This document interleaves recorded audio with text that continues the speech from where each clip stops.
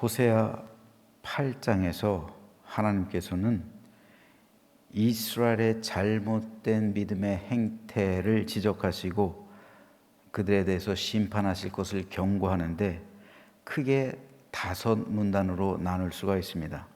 1절에서 3절은 여호와의 언약을 어기고 율법을 범한 채 위기 모면만 구하는 행태를 지적하시고 심판을 경고하십니다.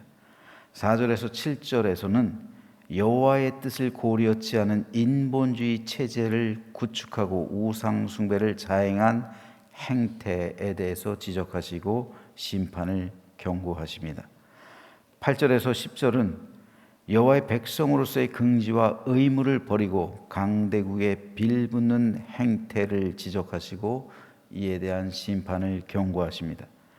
11절에서 13절은 여호와의 문자로 규정하신 율법을 무시한 채 자의적 제사를 감행하고 있는 행태를 지적하시고 심판을 경고하십니다. 마지막 14절은 창조자요 구원자이신 여호와를 망각한 채 전각과 성읍만 의지하고 있는 행태를 지적하시고 이에 대한 심판을 경고하십니다. 이렇게 5가지 행태를 지적하시고 잘못된 행태를 지적하시고 이에 대한 심판을 경고하시는데 오늘은 이 가운데 2절 말씀을 보겠습니다.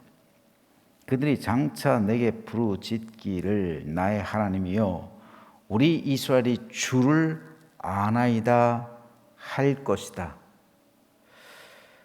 본절은 이스라엘이 국가적 재난을 당하는 상황에서 일시적으로 그 재난을 모면하기 위해서 여호와께로 찾아와 위선적인 도움을 구할 것이라는 것에 관한 예언입니다.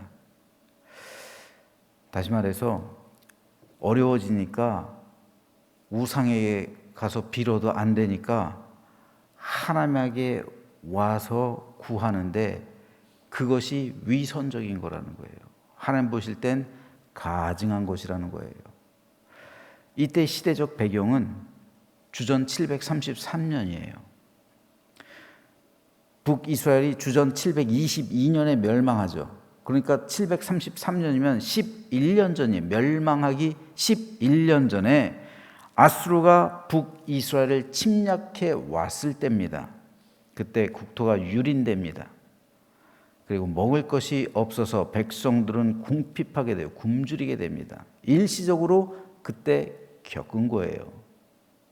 그리고 잠시 물러갔을 땐 도로 바알을 섬겼죠. 잠시 회복되었을 때 그들이 하나님에 대한 신앙을 회복했는가? 그렇지 않았다는 거예요. 그러니까 궁핍했을 때, 어려웠을 때 잠시 하나님을 찾아왔는데 그 때가 지나가니까 도로 옛날 모습으로 돌아가는 거예요. 그러니까 이때 찾아온 이 모습은 뭐예요? 위선적인 거죠. 어려웠을 때 잠시 그 상황을 타개하고 모면하고자 하나님을 의지하는 모습을 보이긴 했는데 가짜라는 거죠. 그러니까 이것이 위선적이라는 거예요. 국가가 멸망한 위기에 처하고 개인의 삶이 극도로 궁핍해졌을 때 북이스라엘 백성들 역시 남유다 백성들처럼 이 국가적 재난으로부터 벗어나기 위해 여호와를 찾아왔다는 겁니다. 그래서 여호와께 부르짖고 도움을 청할 것이다 라는 것에 관한 예언이에요. 하나님께서 그렇게 아시는 거예요. 보시는 거예요. 그들의 중심을 꿰뚫어 보시는 겁니다. 본절 2절에서 내게 부르짖기를, 여기서 이 부르짖다에 해당하는 히브리어는 자크예요. 이 단어는 거의 절망적인 상황 가운데 도움을 얻기 위해서 목청이 터지도록 외치는 것을 의미하는 단어입니다. 이 어렵고 힘든 이 고통과 재난의 시기에 그들은 여호와를 향해 나의 하나님이여 우리 이스라엘이 주를 아나이다 라고 목청껏 외친다는 거예요. 여기서 그들은 그들 스스로를 이스라엘이라고 불러요. 이는 자신들이 여호와께 구속받은 선민이요 야곱의 후손이라는 사실을 강조하는 표현이죠. 우리 이스라엘이 자신들 일컬어 이스라엘이라고 말해요. 그리고 주를 아나이다 라고 부르짖는다는 거예요. 그러나 그들은 이미 이방 민족의 종교와 혼합이 됐죠. 그들의 문화와 정치, 도덕 모든 것이 섞여 있었어요. 그래서 그들은 더 이상 영적으로 이스라엘이 될 수가 없었어요. 이스라엘이란 정체성이 사라져버린 상태였습니다. 그럼에도 그들은 자신들을 이스라엘이라고 부르고 하나님을 향해 나의 하나님이라고 외친다는 거예요. 나의 하나님. 그리고 우리가 주를 아나이다 라고 외친다는 거예요. 나의 하나님, 우리 이스라엘 주를 압니다. 이 세 가지요. 그런데 하나님은 이 세 가지 그들이 외치는 그들이 부르짖는 나의 하나님, 우리 이스라엘 주를 압니다 라는 이것이 위선적이고 가증스럽다고 말씀하신다는 거예요. 내가 어떻게 너희 하나님이 될 수가 있느냐? 너희가 어떻게 진짜 이스라엘이 될 수가 있느냐? 너희가 어떻게 나를 안다고 하느냐? 그래서 하나님은 이들의 부르짖음에 응답하지 않으실 것이다. 도리어 너희를 심판하실 것이다. 말씀하시는 겁니다. 하나님께서는 위기를 모면하기 위해 그 순간만 진실한 믿음으로 포장하는 그들의 가식적이고 위선적인 부르짖음에 응답하지 않고 도리어 그들을 심판하실 것임을 선언하시는 겁니다. 그렇다면 왜 하나님께서는 이들의 부르짖음이 위선적인 것이요 가식적인 것이라 단정하실까요? 왜 그러실까요? 뭘 보고 하나님께서는 그렇게 판단하실까요? 그 이유는 변화됨이 없기 때문에 그래요. 변하지가 않아요. 여호와를 나의 하나님이라고 부르며 우리가 이스라엘이라 선포하며 우리가 주님을 압니다 라고 말하는 신앙 고백, 그 고백과 그들의 현실 속에서의 이 삶이, 행동이 다르다는 거죠. 이런 고백을 하면 뭐해요? 나의 하나님이라고 부르면 뭐합니까? 다시 가서 바알을 숭배하는데, 우리가 이스라엘이라고 선언하면 뭐해요? 아세라에게로 가서 제사를 드리는데, 우리가 주님을 압니다 라고 말하면 뭘 합니까? 그들의 삶은 각종 우상과 탐욕으로 쩔어서 그 가운데 살아가고 있는데, 온갖 죄악을 저지르면서 살아가고 있는데요. 변화됨이 없어요. 그들의 삶은 전혀 달라진 게 없었습니다. 그런데 하나님께 나와 나의 하나님, 우리 이스라엘, 우리가 주님을 압니다 라고 부르며 하나님께 부르시던들 그 기도를 하나님께서 들으시겠습니까? 그렇지 않다는 거예요. 잠시 동안 위기를 모면하기 위해 나아온 그들의 신앙을 하나님께서는 받지 않으신다는 거예요. 우리도 그럴 수 있어요. 사람들이 어려움을 겪으면 잠시 하나님께로 나올 수 있어요.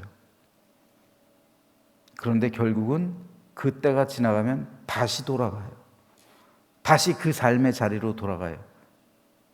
변한 게 없다는 말이에요.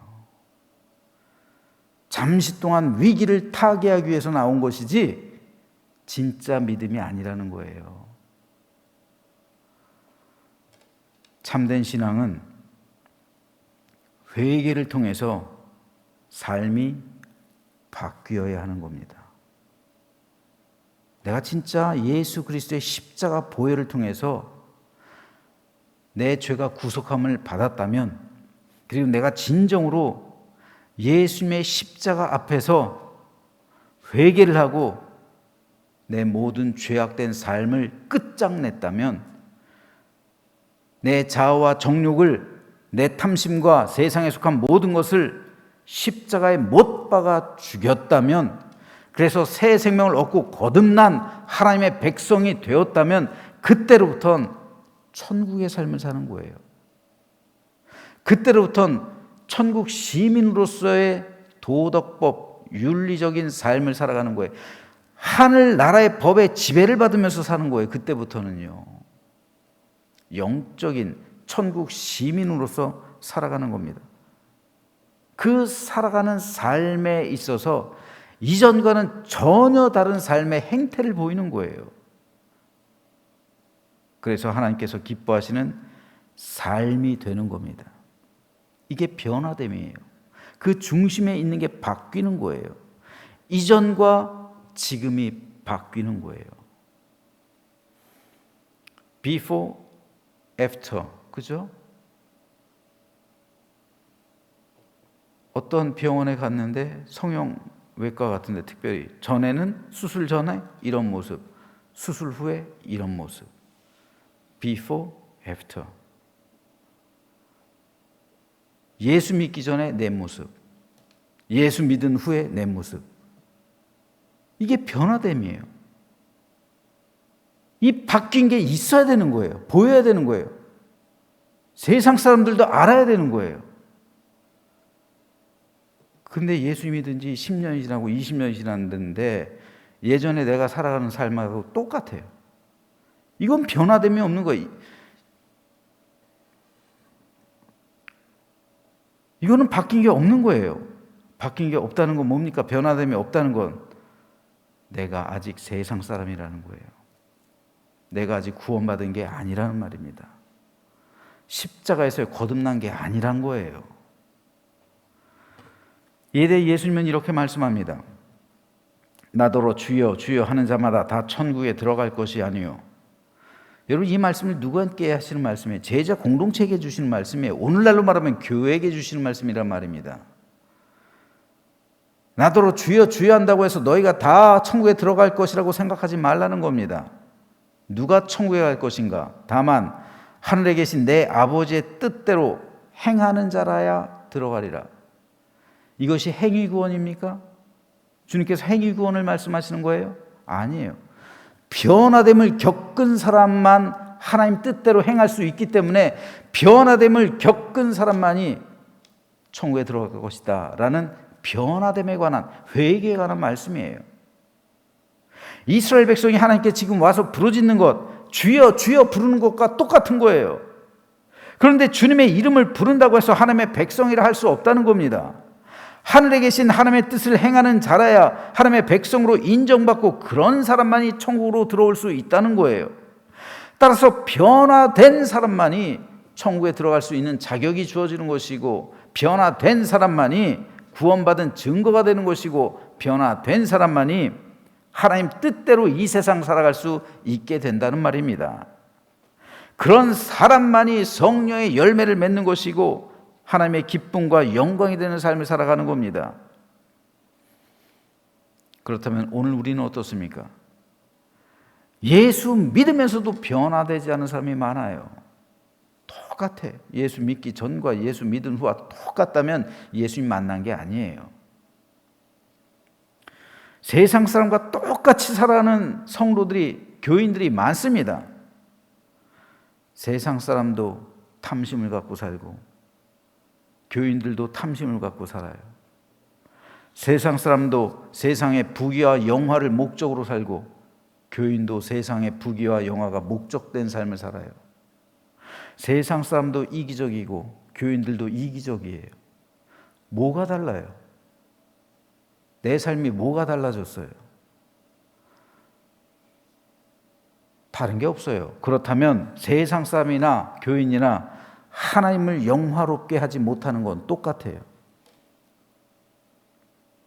그러므로 우리는 주님의 이름만을 불러서는 안 돼요. 주님께서는 나더러 주여 주여 한다고 해서 너희가 천국에 들어올 것이라고 착각하지 마라 말씀하시는 거잖아요. 변화된 사람,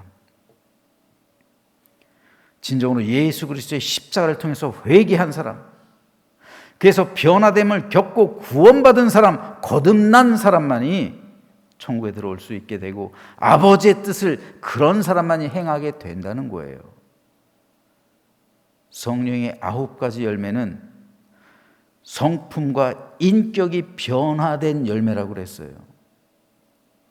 세상 사람은 이 9가지 열매를 맺기가 맺을 수가 없어요. 이건 성령의 인품이에요. 인격이에요. 우리 주님의 성품이에요. 이 9가지 열매는 내 삶의 변화된 성품이고 변화된 인격이에요. 우리가 성령의 9가지 열매를 맺는다는 것은 성령의 인격을 닮아간다는 것이고 예수님의 성품을 닮아간다는 거예요.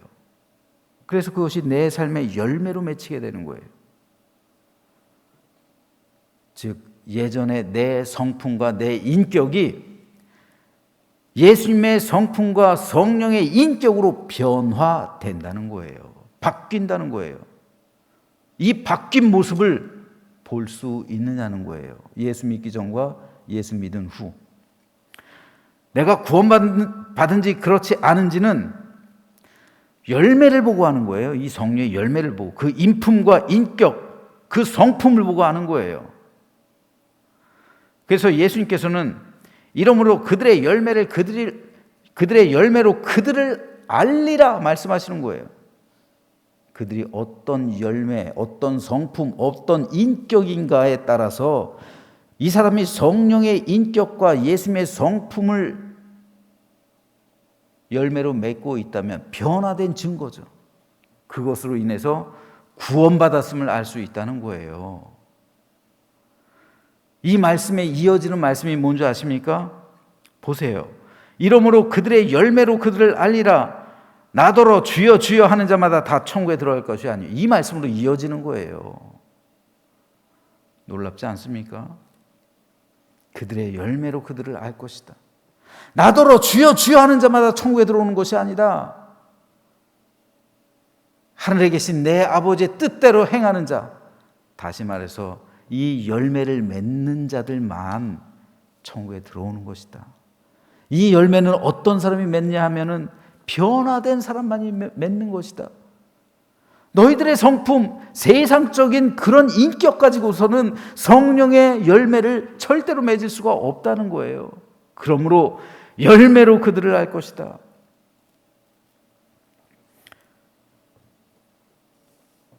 저는 저와 여러분 모두가 주님의 성품과 성령의 인격으로 구원받고 변화되어 이러한 열매를 맺게 되기를 소망합니다.